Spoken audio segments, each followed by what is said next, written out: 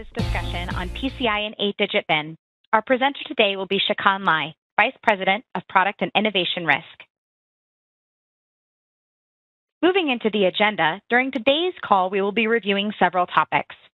First will be a brief overview of the 8-digit bin initiative. Second, we will review PCI DSS requirements. At the end, we will review as many questions as possible during our live Q&A section.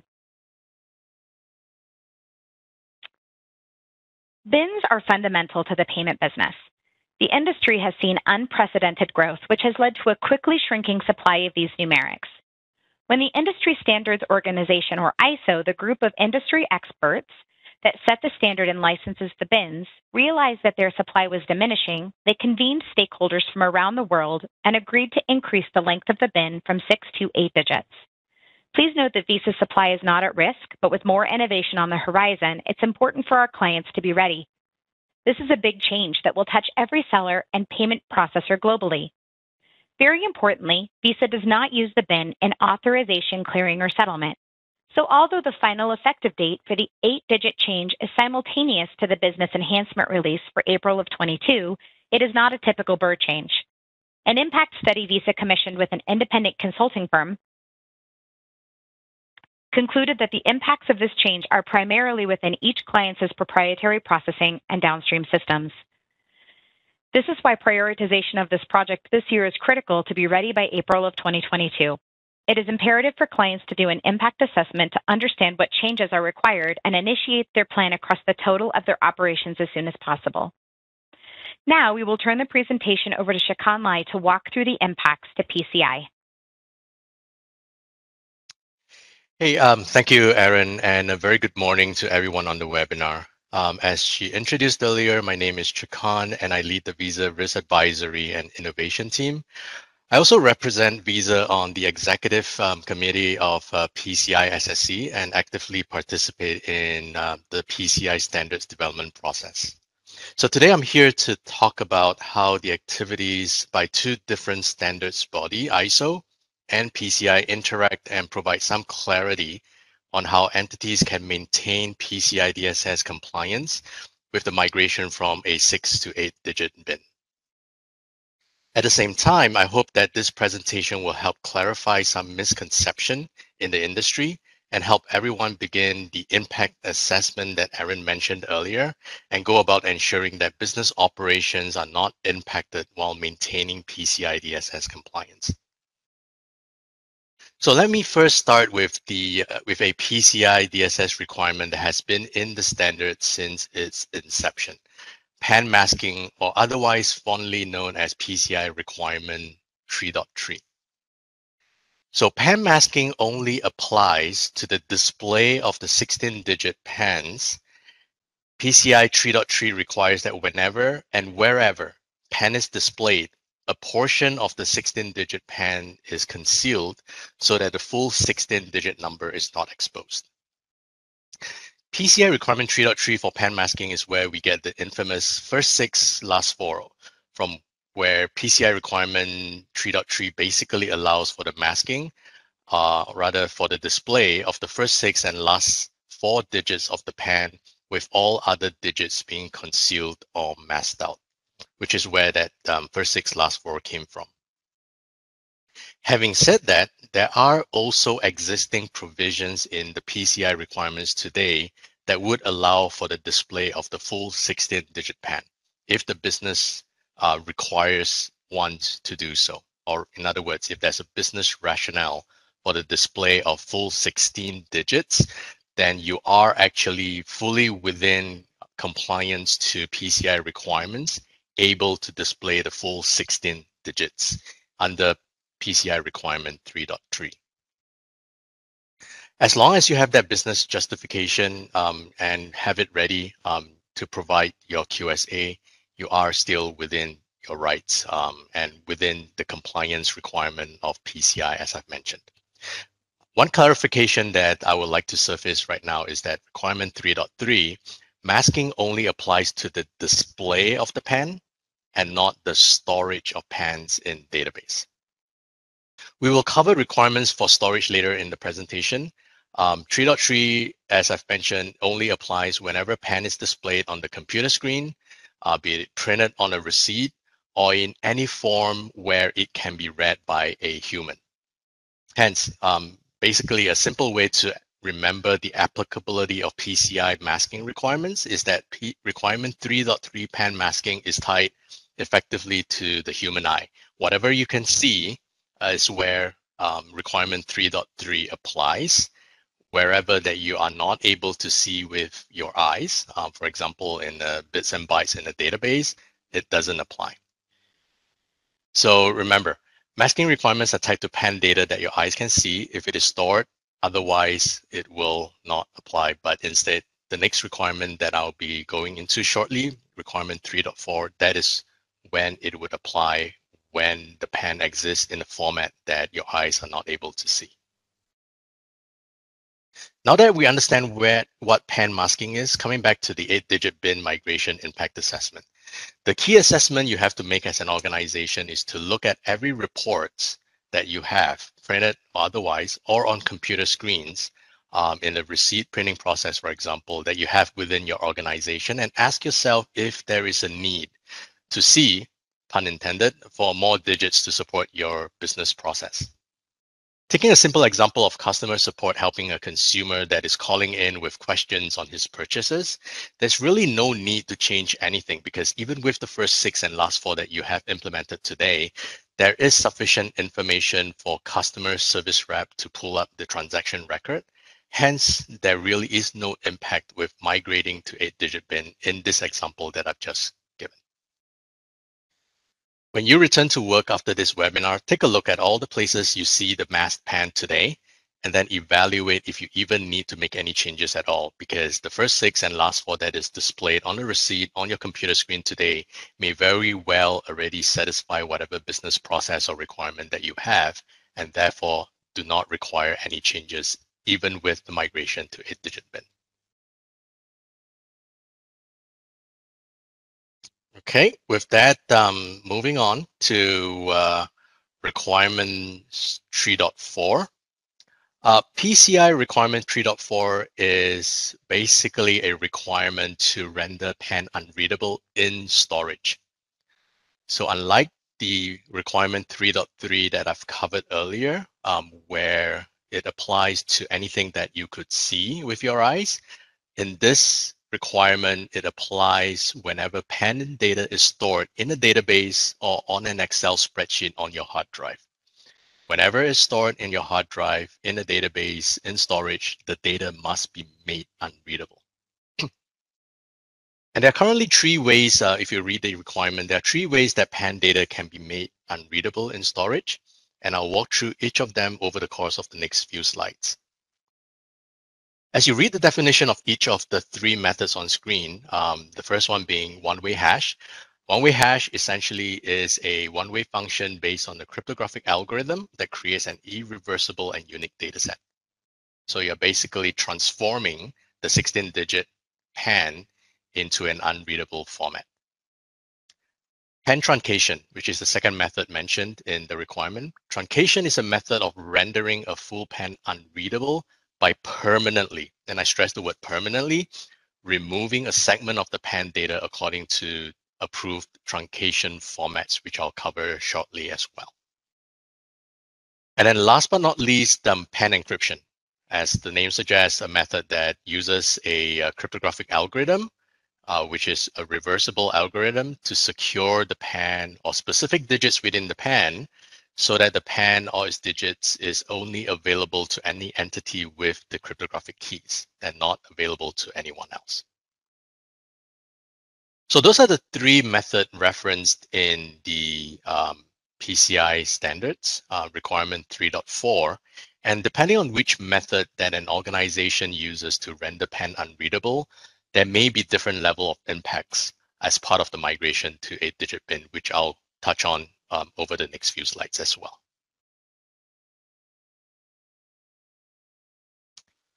So first, let us take a deep dive into PAN hashing.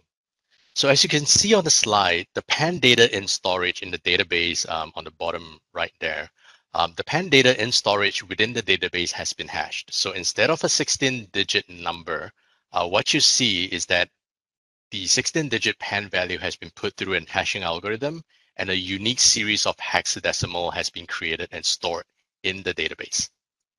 So hashing algorithm, as I mentioned earlier, are one-way functions, and so there is literally no way that you can reverse the process and obtain the 16-digit PAN should you happen to gain access to this database or if this database of hash PAN has been compromised. Of course, the caveat there is that you need to use a secure hashing algorithm. Otherwise, it may be possible to infer what the 16-digit number PAN is as well. This is why when you look at the diagram, the cardholder data environment as well as the backend truncated database are still in scope for your annual PCI audit process, because the QSA, the auditor, will be required to ensure that the PAN data are hashed immediately from your cardholder data environment, and that there are no clear text data that exist, as well as to ensure that the hashing algorithm that you are using is secure, as I mentioned. So again, going back to the impact analysis with regards to migrating to 8-digit bin, if you're hashing your PAN data before storing them in your backend database, there's literally no impact when the industry migrates from 6-digit to 8-digit bin, because as you could see, the PAN itself has been hashed, one-way hashed to a series of hexadecimal digits, and there's really no method of differentiating between 6-digit, 8-digit PANs, and therefore there is no impact from a hashing perspective for your PCI DSS annual validation process. With that, moving on to the next method referenced in requirement 3.4, PAN truncation. So this is the method covered in 3.4 that Visa, as well as PCI SSC, has received the most questions on when it comes to the 8-digit bin migration process, especially as it relates to the impact on the annual PCI DSS validation. This is due to the fact that for properly segmented environments that only contain truncated PAN data, that environment can be descoped from an entity's annual PCI DSS audit process, as noted in the diagram on screen.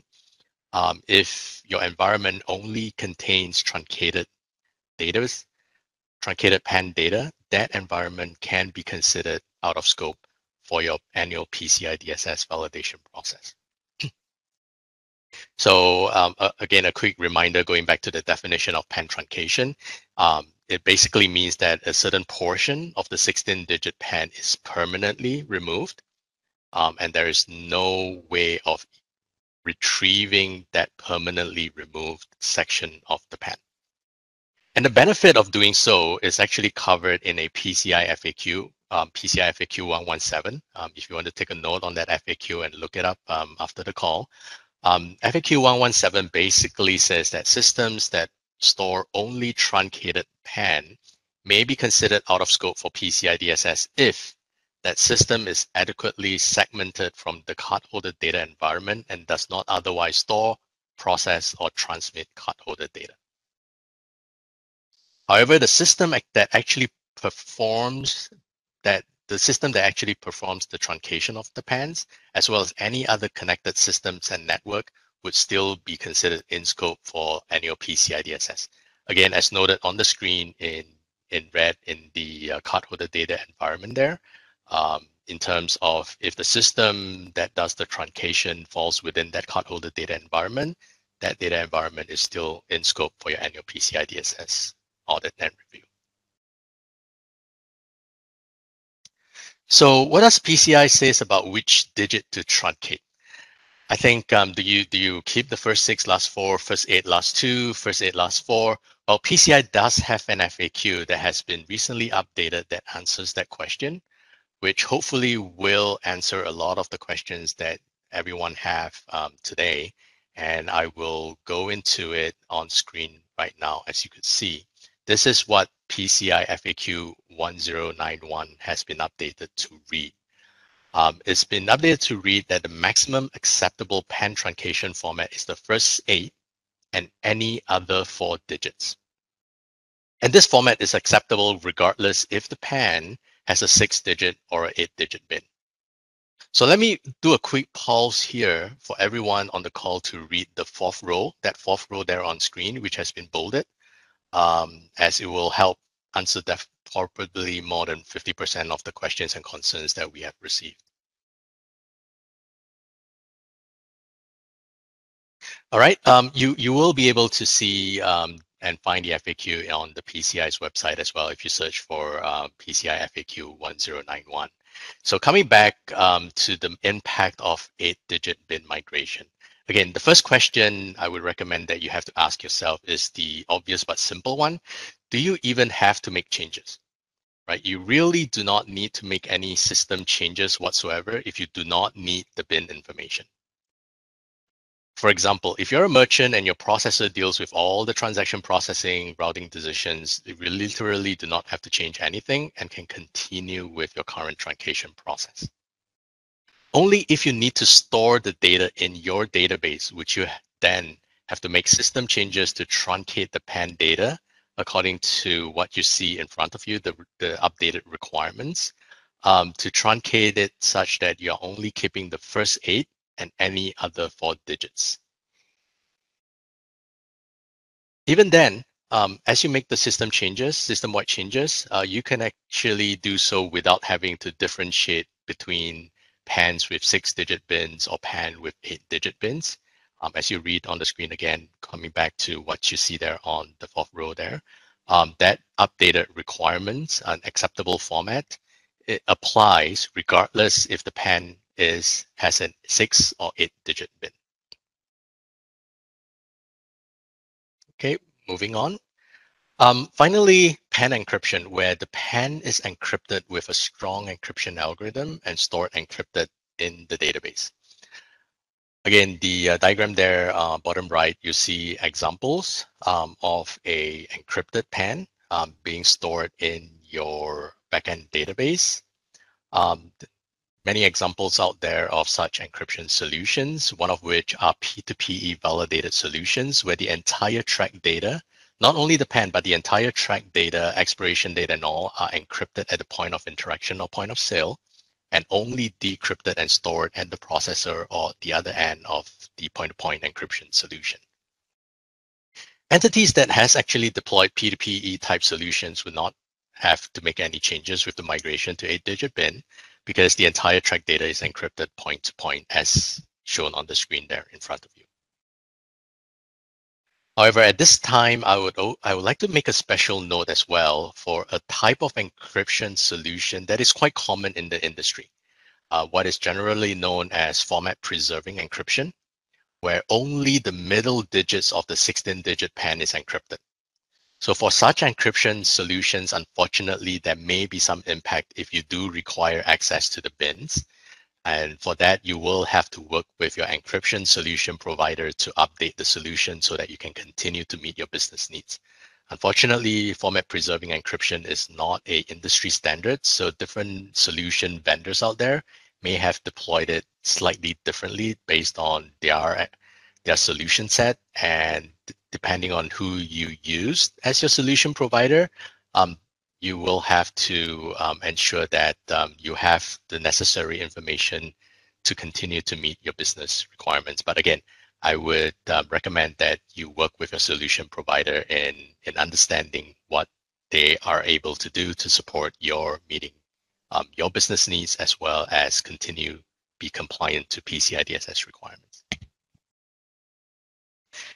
So needless to say, as I've mentioned multiple times, if you have no business need to see the bin, you can safely continue to do what you do today, even with the migration to 8-digit bin. But again, that falls back to your impact assessment, as Aaron has mentioned at the beginning of the call, to make that determination.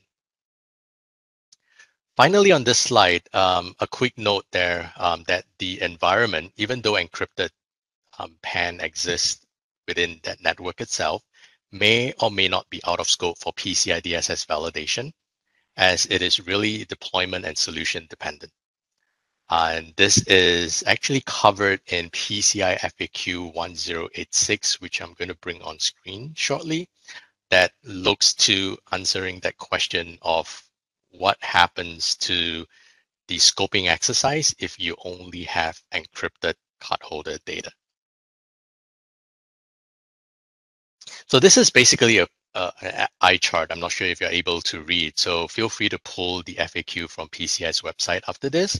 But if I may do a quick, simple paraphrase, it basically says that any system that has cryptographic keys will remain in scope for the annual PCI DSS review process. And the environment can only be considered out of scope when there is no way for the entity to decrypt the data set itself. And finally, moving on to the last slide, which essentially is a summary table of what we have covered so far today with masking, truncation, and encryption. As you read across the column, pan masking, as I've described earlier in the presentation and slides, pan masking only applies to the display of pan. Pan truncation only applies to pan storage, wherever you have the pan in storage in a database, on a Excel spreadsheet, as my example quoted earlier, on your hard drive. And finally, encryption solutions apply to both storage as well as transmission. I hope that provided a quick overview of the key PCI requirements, hopefully answered some of the questions that you may have that may have come into play when you did your impact assessment.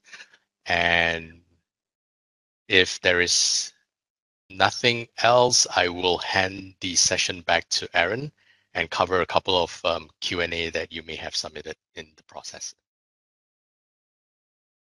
With that, Aaron? Thank you very much. Perfect. As a quick reminder before we jump into Q&A, this presentation will be available for download immediately following the presentation ending. In addition, there will be a recording made available following the presentation as well. That may be a little bit more delayed than the presentation download, but both will be made available for you for future reference. Now we'll address your questions submitted via the Q&A box.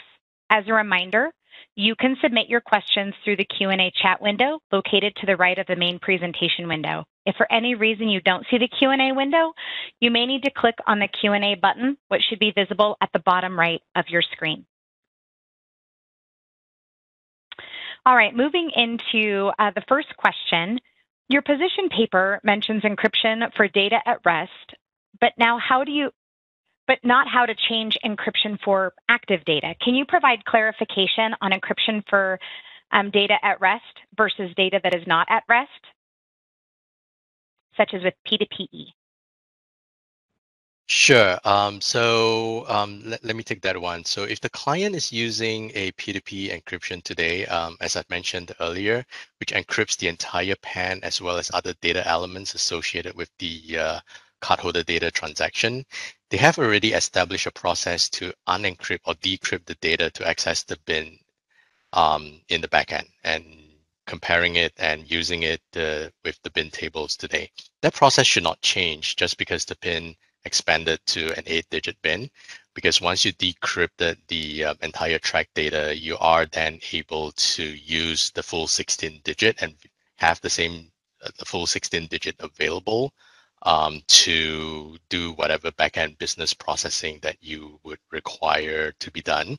And so bin length should not impact the encryption process for a P2P solution. Great, thank you. So truncation standards applies when a bin is transmitted in a file. Can a client who receives a file today showing the first 6 digits of the PAN show the first 8 digits of the PAN plus any other 4 digits? And will that make will it require any changes to their PCI standards? Okay, so I think for this question, there may be 2 parts to it.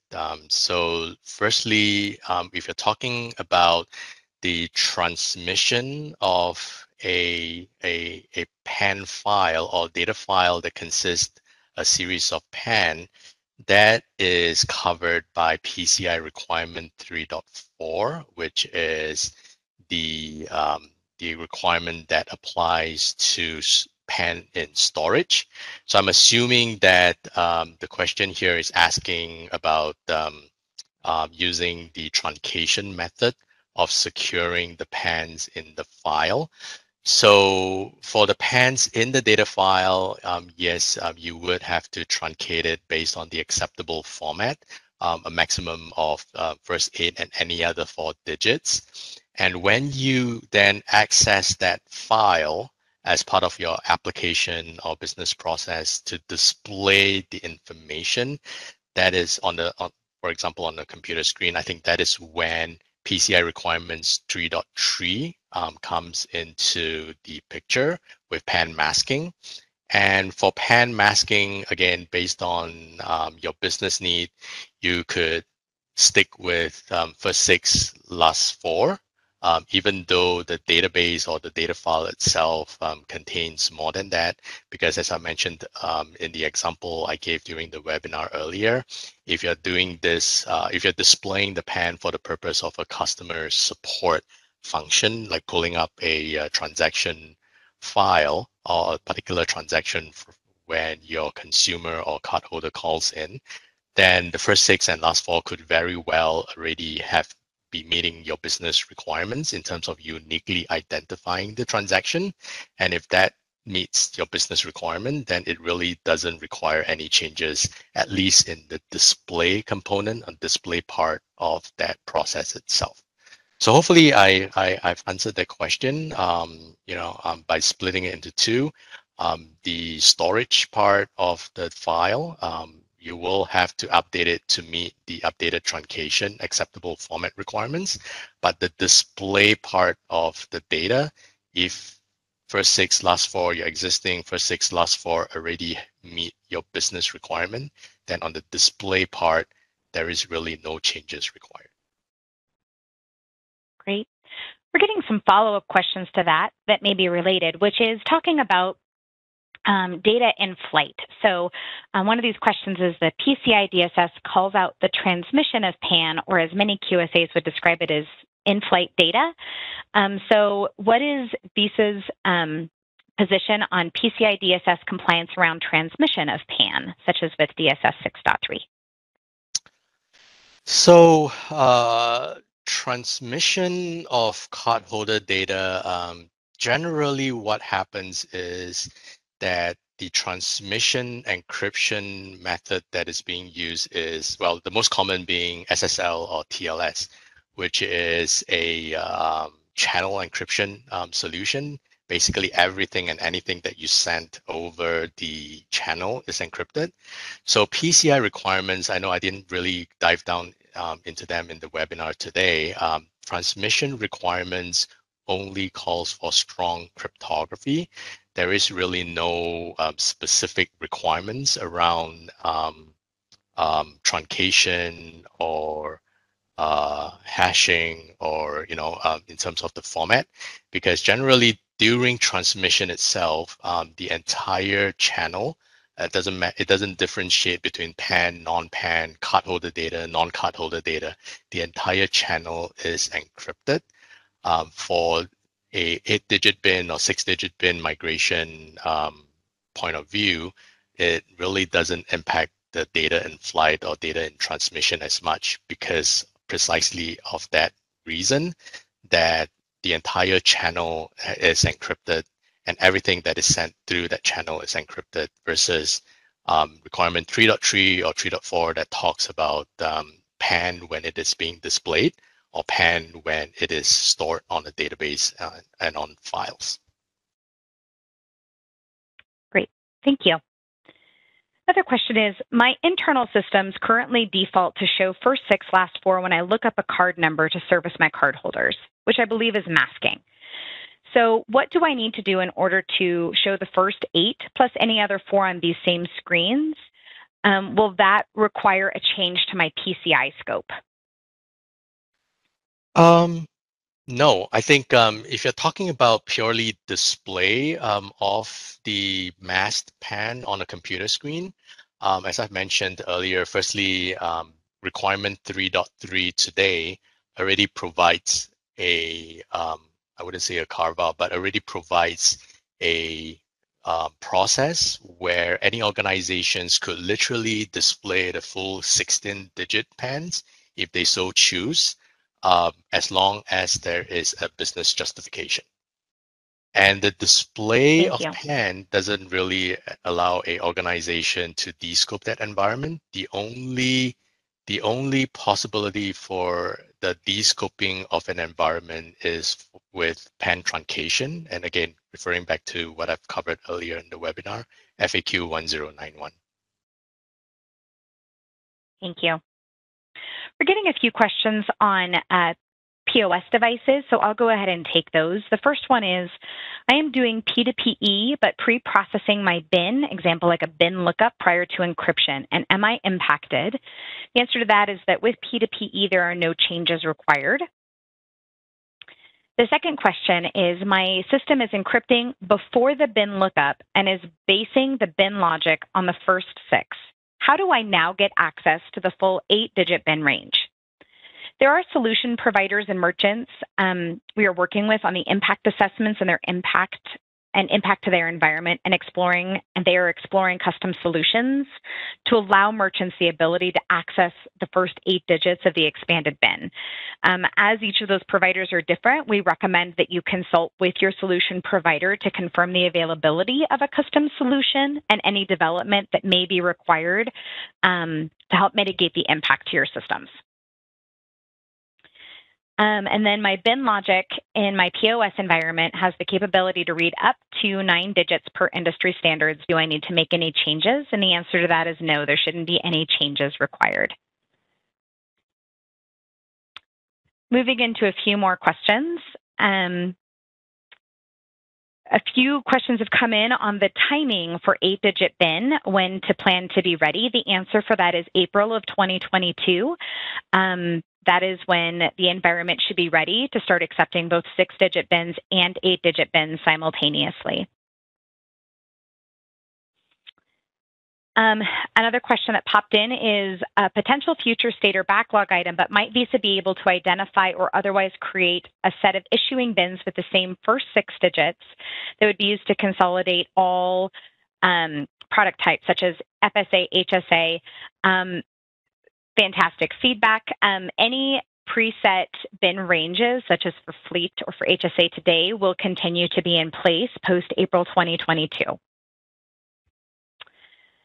Quick question for you, Shikan. Is 3.4 required for issuer internal reports also, not necessarily just transaction data? Yes. So technically, PCI requirements apply whenever and wherever cardholder data is present. It doesn't differentiate between a issuing environment versus a acceptance acquirer site environment. So the answer is yes. Great, thank you. As a merchant, if I do not store full PAN or PAN stored by a processor or partner and only store the bin information, is there a good way to infer if a PAN entered by a customer is either 6 or 8 digits? Can we store the first 8 digits of the PAN in the database, even though the card has 6-digit bin? And I believe the answer to that is yes. They don't have to adjust what is stored in the database based on the bin length, correct? It can be 8 plus 4 regardless of bin length. Yes, that's right. So if you remember, the PCI FAQ has been updated where first 8 any 4 applies regardless if the PAN is a 6-digit PAN or a 8-digit bin PAN. So yes, that is correct. The requirement and the changes could be consistently made to all PANs stored to be first 8 and any other 4 from a truncation perspective. Thank you. We're getting quite a few questions on how the environment can tell if it's a 6 or an 8-digit bin. This is going to depend on the resources that you use. Visa does provide several reports that will show account range today and the processing attributes that are out to the account range level. There is also a file called VBAX, which is a a file that Visa has made available to processors and third parties to build bin files, but we recommend that you work with your third-party providers to identify what reports are available to you from a bin file perspective to review whether that is 6 or 8 digits.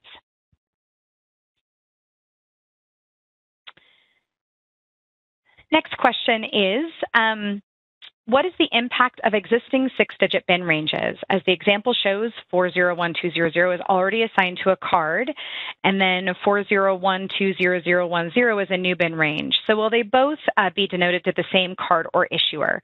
So in today's environment, a bin will only exist as either 6 or as 8. So, in today's environment, it will not exist as both. So once an issuer chooses to split their 6-digit bin into 108-digit bins, that 6-digit bin will no longer exist. It will only exist at the 8-digit level. And the issuer might return some of those 8-digit bins back to Visa, and those bins will eventually be reassigned out to other issuers.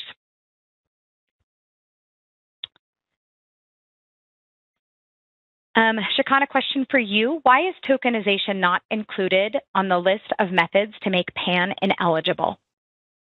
Yeah, that is a good question. So PCI has an FAQ again, and this goes back, I'll need to find the FAQ number, but basically PCI has announced a while back when tokenization first came online that PCI DSS requirements do not apply to tokenized data. So if your environment only deals with tokenized data, then that environment is also out of scope for PCI DSS requirements. Thank you. Does 8-digit bin have impact for PCI card presence, specifically for card manufacturing and personalization? I might be able to speak. Go ahead, Shakan, you take it first. All right. So, so if you're asking that question, I can see who asked the question. If you're asking that question as a card manufacturer or a card personalizer, then technically there is a different set of standards, PCI standards, that would apply for your environment and organization. It is not PCI DSS. But rather it is known as the card production, or I don't know the actual, I can't remember the actual name, but there is a different set of physical and logical requirement that would apply if your entity is responsible for the manufacturing of plastic cards or for the personalization of plastic cards. And instead of DSS, you would follow a totally different set of requirements, only if you're a card manufacturer or personalizer.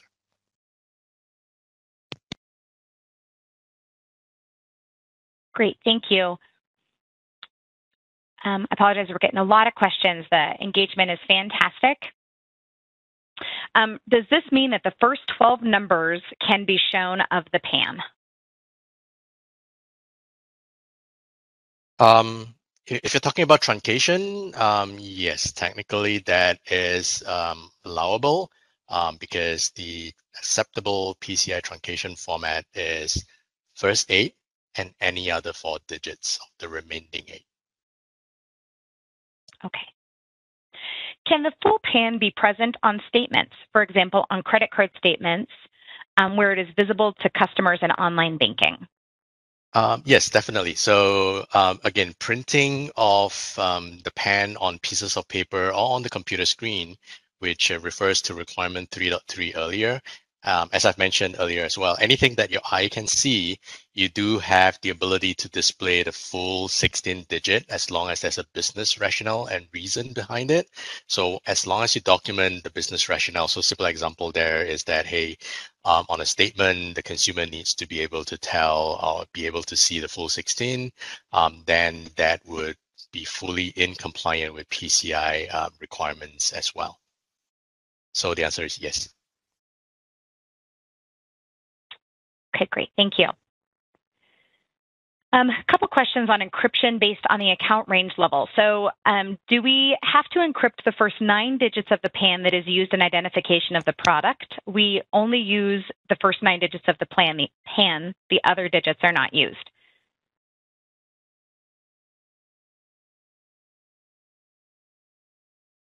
I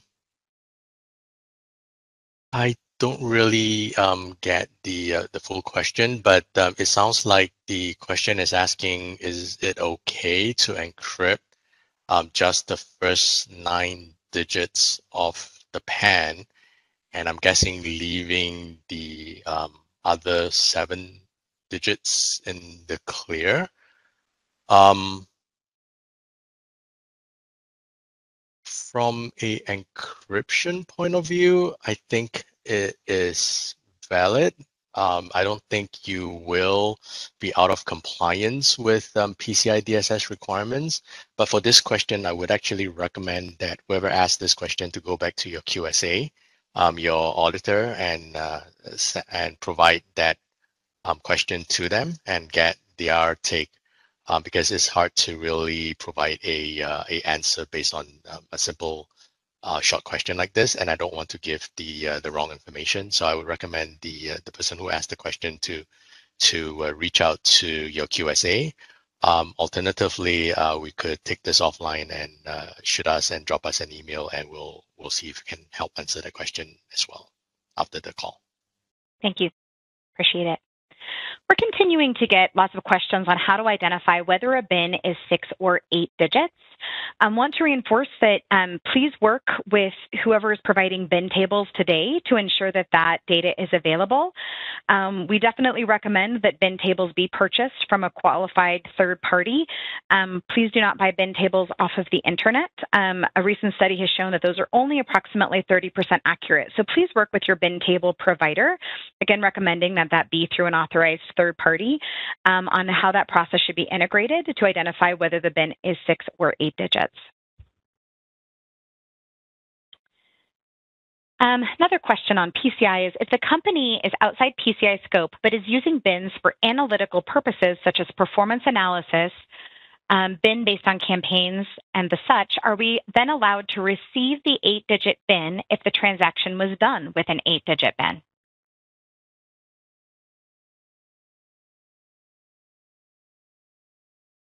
Is that a question for me, Aaron?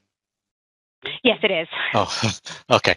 I think here is the thing. I think from a PCI requirement perspective, it talks about how you are to secure the data that you receive, process, or transmit. It doesn't dictate what business process can or cannot be done. Literally, you could do anything you want with the data as long as the data is protected and meets the requirement of 3.3 and 3.4 that I've mentioned earlier. So PCI doesn't dictate or limit the business processes that you could execute on cardholder data. It only requires that you protect it in storage, when displayed, and in transmission. Thank you.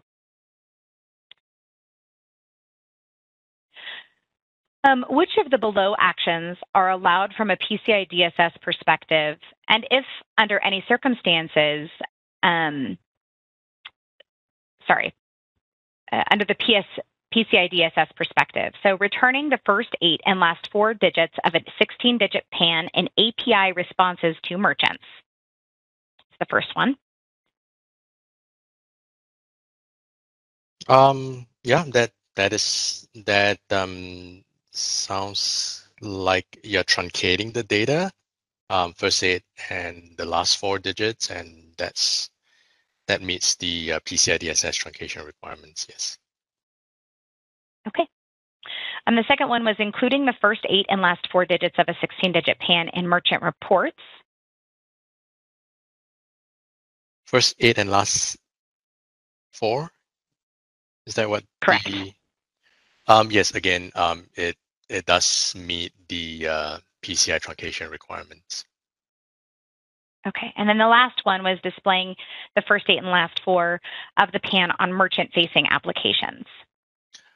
So this would touch on PCI masking requirements. So you will need to ready a set of business justification of why you need the first 8 and last 4, but with the business justification that is fully in compliance with what PCI requires as well. But you will have to be ready with a set of business justification of why first 8 last 4 and why not first 6 last 4, because this deals with PCI requirement 3.3 masking.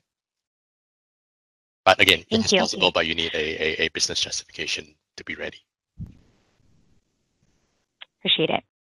We're getting some questions on the existing practice for bin reassignment. So I wanted to talk through some of those questions.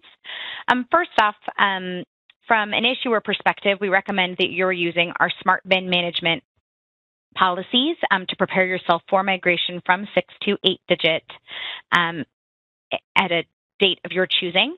For the ecosystem to be aware of, Visa has an existing process in place where a returned bin will be held for at least a year prior to reassignment out to another party. So we do have 8-digit bins in the ecosystem today, and issuers who have adopted new 8-digit bins. Following April 2022, we expect additional issuers to begin migrating their portfolios from 6 to 8 digits. But for any 8-digit bin that they return back into the system, they will be held for at least a year.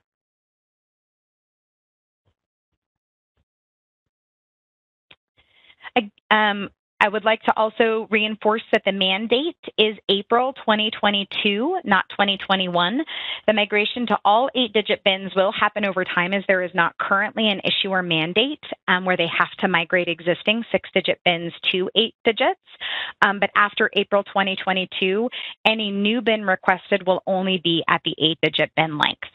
That mandate is April 2022.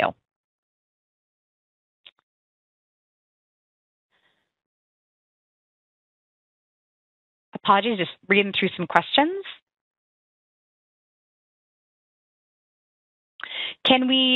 We can now have the same 16-digit PAN number, but registered under 6 digits and 8-digit PAN under different issuers. So again, a bin under today's environment will only exist as either a 6-digit bin or an 8-digit bin.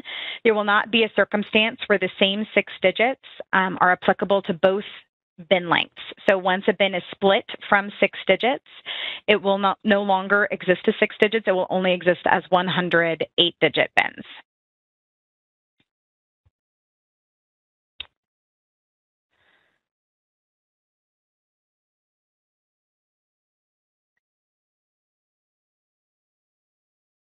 Okay, so for PAN masking, instead of retaining the first 6 digits and the last 4 digits, can we retain the first 6 digits and last 4 digits without needing any other method to secure the data from a PCI perspective?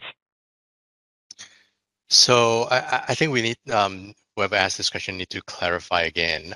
So if you're talking about the display of the PAN on a computer screen, then no. You know, if you are only displaying the first 6 and last 4, that is fully within the requirements of PCI 3.3 for PAN masking, and you really do not need any other protection mechanism from a display perspective if you're only displayed the first 6 and last 4. Thank you. As per PCI, are there other data points in the cardholder data that needs to be encrypted when stored in a database in addition to PAN? Yes. So PCI, right at the front of the PCI DSS requirement, does talk about what they call SAD data, sensitive authentication data, that includes expiration date, that includes CVV2. So all these information that are used to authenticate and authorize a transaction do have to be protected as well. And they follow PCI requirements for strong cryptography. There is a requirement that there's an overarching requirement that says that all these data must be secured, must be encrypted and protected. So yes, it does apply to data elements beyond just the PAN, even though we focus on the PAN data today because of the 8-digit bin migration discussion. Thank you. So this one is in relation to 3.3. Do we have the ability to reconstruct and display the PAN from different sources? For example, display the first 6 and last 4 from System A and simultaneously display the first 8 digits from System B?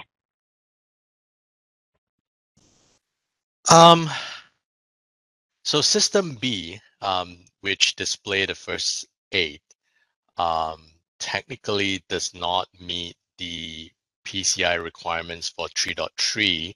So I'm assuming that your second system, System B, there is a business justification for you as an organization to display the first 8. And then if so, I think there has been guidance out to QSA as well in terms of ensuring that different systems within an environment doesn't mask data in slightly different format, and truncation of the data in storage, the same applies there. It doesn't truncate data in a slightly different format that would allow for the reconstruction of the full 16-digit PAN. Again, I would recommend that you take that into consideration, and from a compliance perspective, go back to your QSA that does your annual audit and ask that question to your auditor. Thank you. We'll see if we can get one, maybe 2 more questions in here in our time. There are some continued questions regarding additional clarification on the transmission of PAN. Is there any impact to requirement 4.1 because of the 8-digit bin when it comes to transmission of PAN data? No. So when you talk about transmission requirements, as I mentioned earlier, you could either encrypt the entire channel, like for example, SSL or TLS connection where everything is encrypted, or you could choose to just send encrypted data elements, for which 3.4 would apply. The data would have to be secured either through hashing, truncation, or through actual encryption as it passed through that channel. And when it comes to encryption of the PAN data itself, then I would say that as long as you do not have the access to the cryptographic keys to decrypt the data, it again falls within the PCI DSS requirements, because PCI DSS requirements only calls for strong encryption. And there's a definition, of course, within the document itself that defines what strong encryption algorithms are. But as long as you use one of the strong encryption algorithm, then you're fully within the requirements of PCI as well for transmission. Thank you. There's a question here on new bin licensing fees and the timing for that. So for issuers, there have been some licensing pricing changes that have already taken effect, and there are pricing adjustments to encourage smart bin utilization and adoption of 8-digit bin published through the 2023 annual numeric licensing program year. Recommend that you either visit the numerics page on Visa Online or reach out to your Visa representative for specifics on that if there are additional questions. All right, well, with about 1.5 minutes left, I wanted to thank everyone who came to this webinar today for your active participation. We did our best to get to all of the questions that were in the Q&A session. If we did not get to your question, we will be looking through those and we'll respond back to you via our numeric support mailbox. As always, you can send additional questions to our numeric support mailbox at numericsupport@visa.com, or you can reach out to your Visa representative. Thank you very much for attending today's session. As a reminder, this presentation will be made available for download following the conclusion of the event. A recording will also be made available for future review. Again, if we didn't get to your question, we will respond via our numeric support mailbox. Really appreciate your time today and your engagement around 8-digit bin, and wish you a wonderful rest of your day.